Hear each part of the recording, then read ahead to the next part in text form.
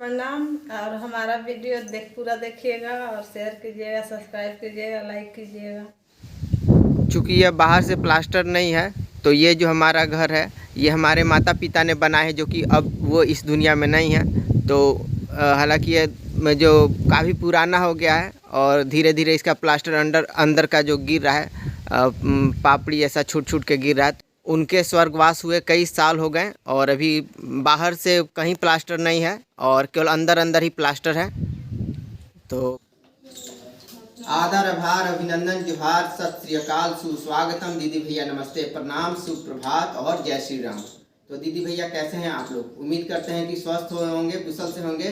तो चलिए आज का वीडियो ब्लॉग की शुभारंभ करते हैं, प्रारंभ करते हैं। तो आज आप लोग को दिखाएंगे कि हम लोग के घर में क्या कुछ है और कैसे कैसे हम लोग गाँव घर में रहते हैं और हमारा घर अंदर से कैसे दिखता है। तो ये सारे कुछ आप लोगों के साथ साझा करेंगे, शेयर करेंगे। तो वीडियो के आखिर अंत तक जरूर बने रहेगा। और चलिए तो आप लोगों को आज अपना घर का परिभ्रमण करवाते हैं और वीडियो के आखिर तक जरूर बने रहेगा। और बात की जाए तो हमारी धर्मपत्नी जी इधर क्या कुछ कर रही हैं शायद। तो चावल को ये चून बीन फटक रही हैं और टूटा हुआ चावल है और यही चावल हम लोग खाते हैं, इस्तेमाल करते हैं ये चावल। तो ये वही चावल है जो कि हम लोग देहात में हम लोग मिलता है, गांव में मिलता है। सब्जी बेचने के दौरान एक तरफ सब्जी और दूसरे तरफ चावल समतुल्य बराबर मात्रा में देना पड़ता है, बेचना पड़ता है, बदलना पड़ता है। तो सब्जी से चावल जो बदल कर मिलता है ये वही चावल है और उसमें से टूटा हुआ अलग कर रही हैं और बीन कर फटक कर चुन कर पूरी तरह से जब यह अच्छा चावल हो जाएगा तो उसका हम लोग खाएंगे। और टूटा हुआ खुद्दी वाला चावल को कुछ बना लेंगे, पिट्ठा वगैरह। नहीं जी? तो आज सर्वप्रथम बता दूं क्या कुछ बने, क्या कुछ बनाएगा आज जी? चावल और लौकी की सब्जी है, साग है। अभी तो जा रहे हैं बनाने। तो सब्जी और चावल बनेगा और थोड़ा सा भाजी है, साग है। तो ये कुछ बन रहा है। तो ये देखिए 1-1.5 किलो चावल में ही इतना टूटा हुआ खुद्दी चावल निकला है। 1-1.5 किलो खुद्दी। कितना? आधा किलो में देखिए इतना निकला है। हमारी धर्मपत्नी जी बोल रहे हैं आधा किलो में इतना निकल गया ना जी। आधा किलो में देखिए कितना टूटा हुआ चावल निकला है, मात्र आधा किलो में। तो देहात में, गांव में तो उतना चावल फ्रेश मिलता नहीं और इसमें भी आंकड़ पत्थर कंकड़ रहता है चावल में। तो बस फटक कर चुन बीन कर बनाना पड़ता है। ये देखिए काफ़ी इसमें कंकड़ पत्थर और टूटा हुआ चावल है। मात्र ये आधा किलो चावल में इतना निकला है। तो फटक उटक के बनाना पड़ता है।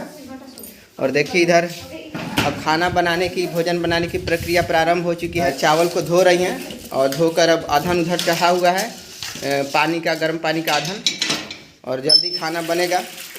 तो ये हमारे रहा घर का आंगन और घर के आंगन में ही छोटा सा आंगन है, उसी में हमारा ये हैंडपम्प है, चापाकल लगा हुआ है। और उधर रहा हमारा किचन। तो चलिए अब आपको अपना हम रसोई घर का परिभ्रमण करवा देते हैं, रसोई घर का भी परिभ्रमण करवा देते हैं। और चावल तो अभी बन रहा है ना जी? बन गया? अभी बन रहा है।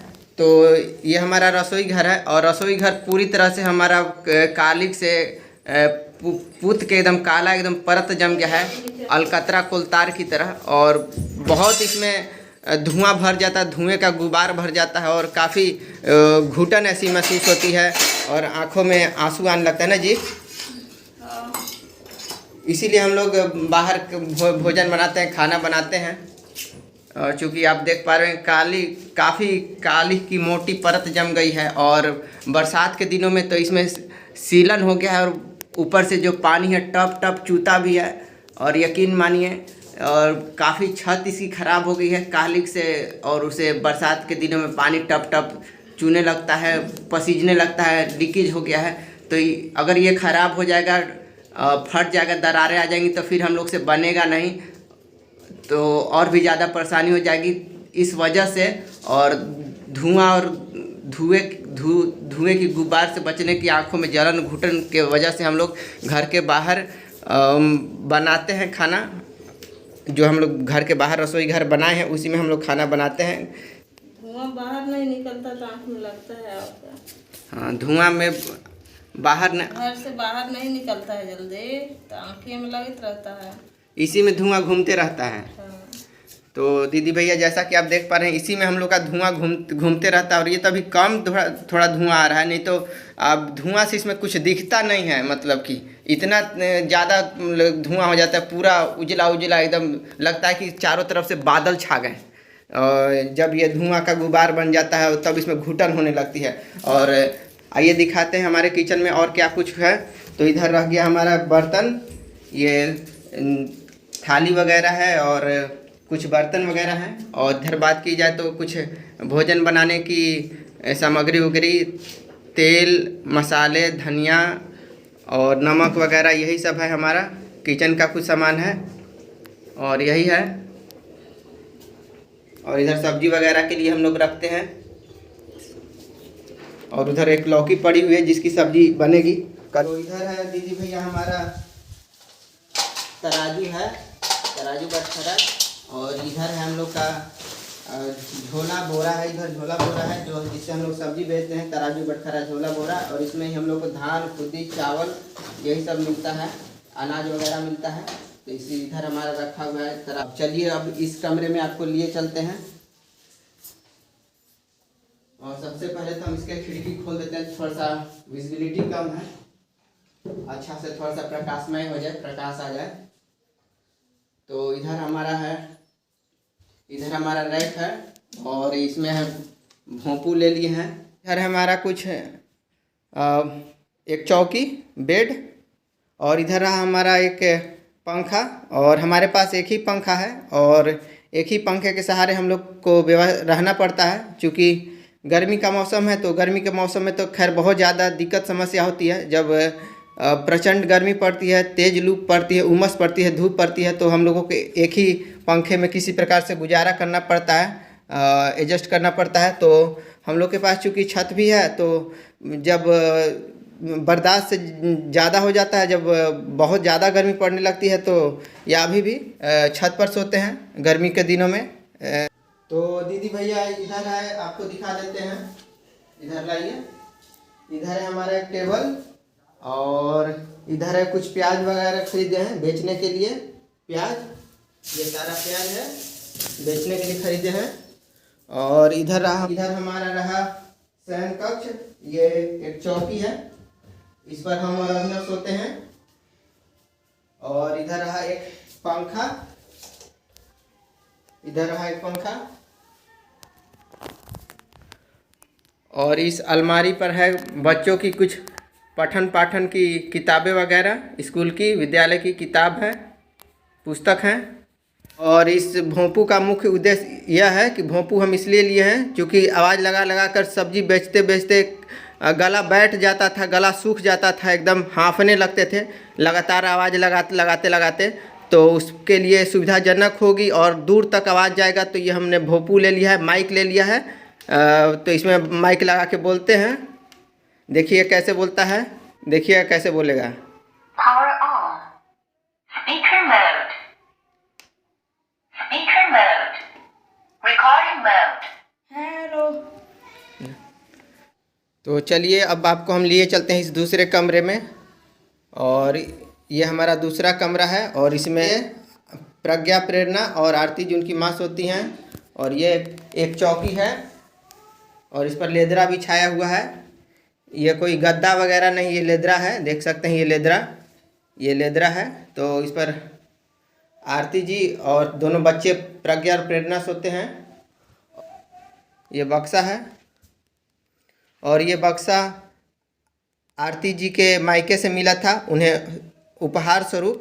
ये एक बक्सा है, यानी कि मेरे ससुराल से हमारे सास ससुर ने दिया था उपहार स्वरूप, गिफ्ट में। और इधर है एक श्रृंगार बक्सा है, छोटा सा, ये श्रृंगार बक्सा है। देखिए इस पर सदा सुहागन रहो भी अंकित है। ये भी आरती जी के नैहर से, मायके से मिला था उपहार स्वरूप। और इधर है कुछ सामान वगैरह है, कुछ दवाइयाँ हैं और बच्चों के कुछ खिलौने हैं। ये इस बक्से में ज़्यादातर रहता है गरम कपड़े रहता है, गरम स्वेटर वगैरह, लेदरा वगैरह, यही सब कुछ गरम कपड़ा वगैरह रहता है, चादर वगैरह रहता है। तो इस और कुछ कुछ मोटा मोटी सामान रहता है। तो आइए अब हम अपने चलते हैं ये तीसरे अंतिम कमरे में। तो इस कमरे में ज़्यादा कुछ नहीं, एक इधर कुर्सी है, प्लास्टिक की कुर्सी, और इधर कुछ खाने पीने की सामग्री, हम लोग अनाज वगैरह रखते हैं। और इसमें देखिए चावल है, इसमें से जो हम लोग को देहात में से मिलता है चावल, उसी को फटक कर बीन कर चुन कर रखते हैं। जो टूटा हुआ चावल है खुदी उसको अलग निकाल देते हैं, कंकड़ पत्थर अलग और खुदी चावल अलग। तो ये चावल है, इसे साफ़ सुथरा करके बना के फटक के बना के रखे हैं बोरे में से निकाल कर, और इसे हम लोग भात चावल बनाते हैं। और यही सब है, इसमें कुछ अनाज वगैरह, चावल है, आटा है, यही सब है, ज़्यादा कुछ नहीं है। और इधर हमारा एक हमारी कुल देवी है, देवी देवता का है, देवी देवता का कमरा, कुल देवी हमारी है, कुल माता है। इनकी हम लोग पूजा अर्चना करते हैं, श्रद्धा करते हैं किसी खास पर्व त्योहार के अवसर पर, मौके पर। और उनका प्रतीक ये लठ है, लठ यानी डंडा। तो ये कुल मिलाकर हमारा पूजा का कमरा है, पूजा घर है, और यही सब है। ये दिवाली के दिन हम लोग लिए थे जो मूर्ति, ये वही मूर्ति है, प्रज्ञा की मूर्ति है, जो दिवाली के दिन लिए थे। नहीं प्रज्ञा, वही मूर्ति है ना? हाँ। जिसे हम लोग डायनी भी कहते हैं। हाँ। तो ये मूर्ति है। और इधर हमारा पूजा का कमरा है, पूजा घर है। और इस अलमारी पर है भगवान भोलेनाथ, शिव शंकर, महादेव जी का छोटा सा प्रतिमा मूर्ति, जिसे हम लोग बहुत श्रद्धा और विश्वास के साथ पूजा अर्चना करते हैं, पूजते हैं। कोई भी मन्नत या कोई भी हमारी मनोकामना होती है तो भगवान भोले शंकर महादेव जी के इस प्रतिमा मूर्ति के आगे अपना शीश समर्पण करते हैं, शीश झुकाते हैं और उनसे आशीर्वाद लेते हैं और उनसे मन्नत मांगते हैं। अपने गांव के महादेव मंदिर के साथ साथ इस हमारे छोटे से पूजा स्थल के पास ही, क्योंकि मन सच्चा तो कठौती में गंगा, और भगवान तो वैसे भी कण कण में है। जैसे हवा नहीं दिखता है वैसे भगवान भी नहीं दिखते हैं, बस आत्मा में महसूस करने की आवश्यकता है। तो निश्चित। और इधर है बच्चों की कुछ कपड़े वगैरह हैं, और हमारे कुछ कपड़े हैं, और इधर भी कुछ कपड़े वगैरह हैं। और एक बक्सा यहाँ भी है, इसे हमारे पिताजी ने खरीदा था जब वो जीवित थे। अब वो इस दुनिया में नहीं रहे, तो वो हमारे पिताजी के निशानी भी है। तो चलिए अब आप लोगों को अंत में दिखा देते हैं शौचालय हमारा कैसा है और क्या कुछ है। अंत में हमारा ये शौचालय है, जो कि अब पूर्णतः ख़राब हो चुका है, पूरी तरह से अब ख़राब, इसका उपयोग में नहीं है। और हम लोग देखिए पूरी तरह से ख़राब हो गया है, देखिए हिल भी रहा है, पूरी तरह से ख़राब टूट फूट गया है। और पिछले 1-2 साल से ख़राब यूँ ही पड़ा हुआ है, सारा छोड़ दिया है। देखिए इधर छोड़ दिया है, ये छोड़ दिया है, और उधर भी छोड़ दिया है। तो हम लोग बाहर खेतों में जाते हैं शौच के लिए। कहाँ जाता है बाबू? सोन नदी। और खेतों में, सोन नदी के आसपास और खेतों में हम लोग शौच के लिए जाना पड़ता है। तो दिल तरह से मजबूरी में हम लोग को विवशता में रात बिरात रात्रि को देर सवेर हम लोग को खेतों में जाना पड़ता है। सांप बिच्छू और दूसरे कीड़े मकोड़े के काटने का खतरा तो बना ही रहता है, क्योंकि झाड़ियों में जाना पड़ता है खेतों की तरफ।